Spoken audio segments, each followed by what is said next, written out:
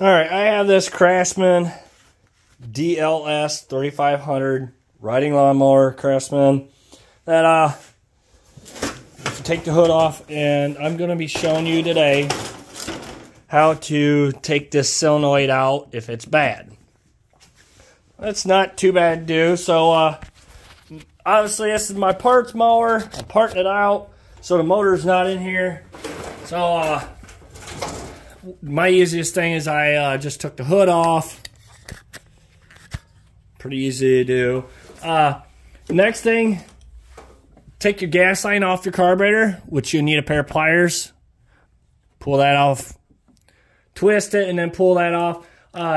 Next, we want to take this tank off. That'd be our next easiest thing to do.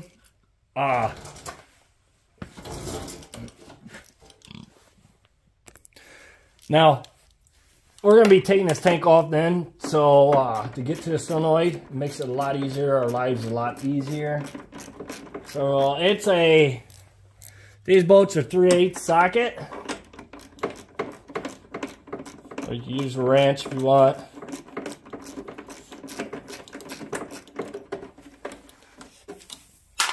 And there's just two of them to do both sides. Usually I have power tools out here, but I don't have my heat running all the time. So I don't keep my batteries out here, and I didn't bring none with me.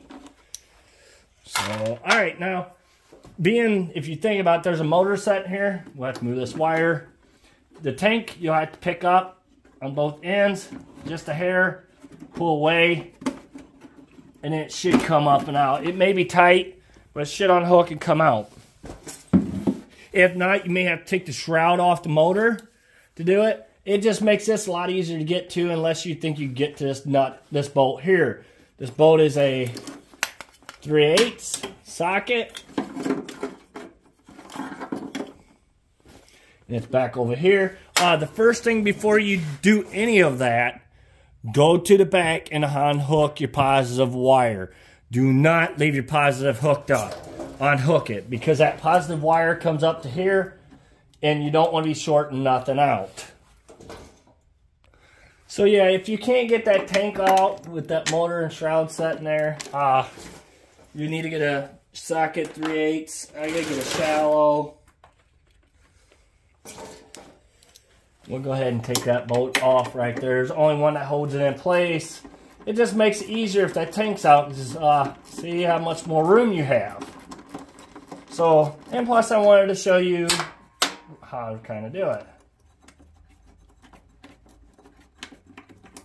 So once you get that bolt out, it just comes off. Should come out.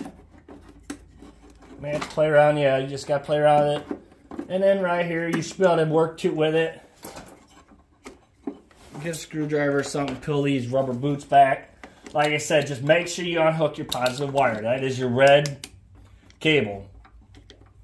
And we want to do both sides of these boots. We want to get both of them out of the way. When you go unhook this, make sure you remember which wire goes where. Black goes on the white, or the black wire goes to the first one, and then the white goes on the second one.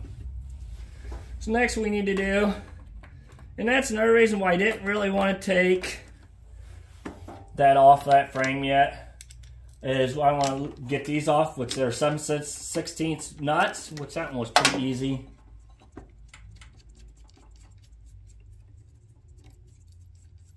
Take that nut off. And that comes off there. So that eliminates that. This one, literally, it hooks up to your starter, which that shouldn't be off there, but like I said, I took the motor off. So I'm going to go ahead and take this nut off. Same thing, 7/16. Try not to let any of this stuff spin. If you have to, get a skinny wrench to hold on to there. It's 7/16. And then that comes off. Alright, there is nothing wrong with this solenoid. I'm just showing you a video. So obviously when you get your new one, take the two nuts off. Put your starter cable back on. What's that? Like I said, that cable goes down to your starter. It'll be by your motor on this side, on your right hand side if you're sitting on it. We're going to go ahead and tighten that one down.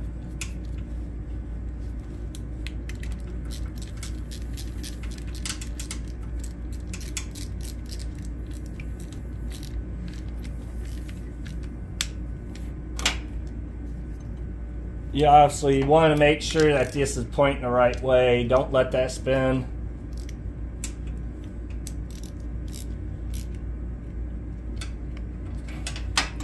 All right, next one, we want to get our battery positive hook back up. Put that nut on and tighten it.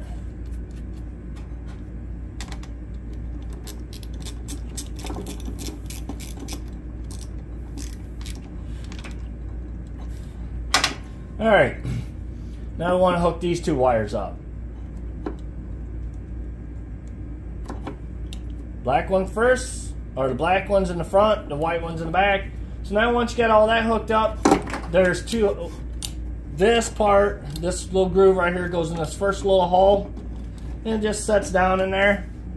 Then there's a back hole, you gotta get everything lined up, and put your bolt through there. All right, before you put that on, I about forgot. You want to get these rubber boots put back over top. Just like that.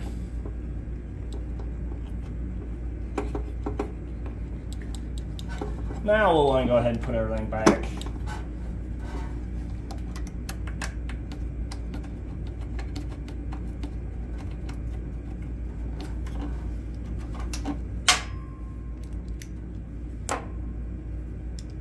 Go ahead and tighten that one down.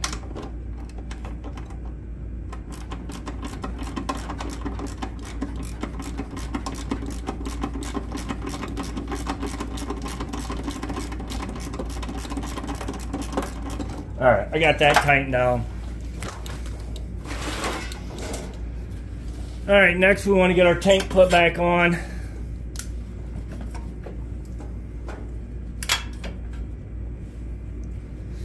And if you take this tank off, you obviously want to drain your gas out. I didn't forgot to tell you that. I already did that.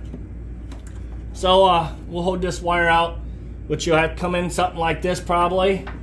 Make it fit in there. You know, it may be a little bit tight, but it should fit through there. If you didn't take your tank off, so be it then. And then go ahead. There should be 2 bolts and 2 washers.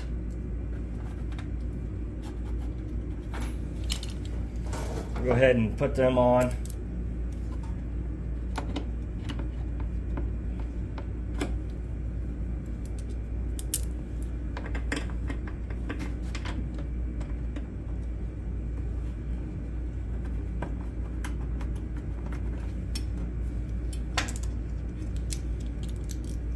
And tighten them down.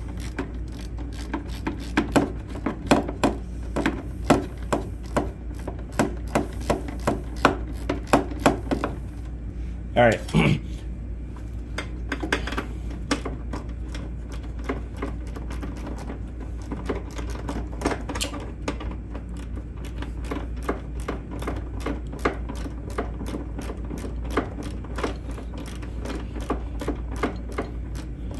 This is why I like power tools, because it don't take forever to tighten stuff down.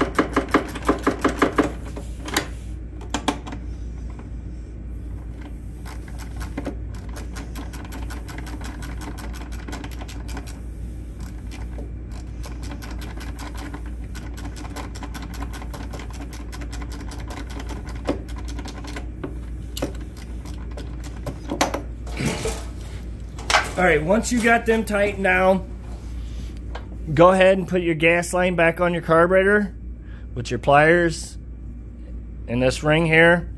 And then I'll go back and show you where the battery is. All right, back behind the mower here underneath the seat will be your battery. And before you do all this, I said that at the beginning, is you want to unhook the positive wire, which is this red one right here. Usually it's 7/16 socket, or it could be a 3/8. I'm not sure, you know, it all depending on what mower you have, but or someone could have changed the bolt out. I've had it metric size.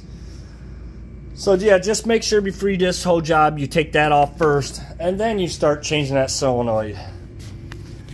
Because you don't want to be shorting yourself out. You touch metal with that positive, you start shorting yourself out. It starts arcing, and you don't want that near that gas tank. All right, thank you for watching. Please subscribe.